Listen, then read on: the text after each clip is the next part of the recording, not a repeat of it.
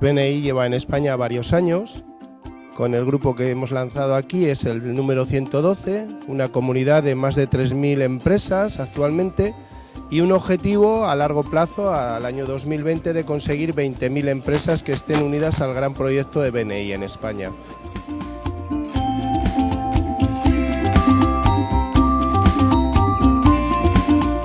Bilerak bestera bateko izaten dira. Baina hori bai, gai zerrenda dago, arau batzuk eta beno, horrek ematen dio indarra eta horrek ematen dio segurtasuna, ez?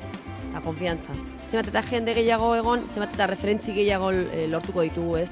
Azkenen zuk zure kontaktu dituzu, nik nerea, beak bereak eta 10 berri sartzen badira, pentsa, noaino iriz gaitezken, ez? Cualquier empresa puede solicitar su entrada en un grupo de BNI. Lo que se necesita es tener la visión de añadir, de poder buscar oportunidades de negocio. Pues solo hay un requisito o una formalidad que nosotros hacemos, y es que en los grupos de BNI no hay competencia, solo se admite una actividad, porque todo el grupo trabaja para el resto de los miembros. Komeni zaigu, jende gehiago erakartzea, negozioak eta gehiago lortzeko.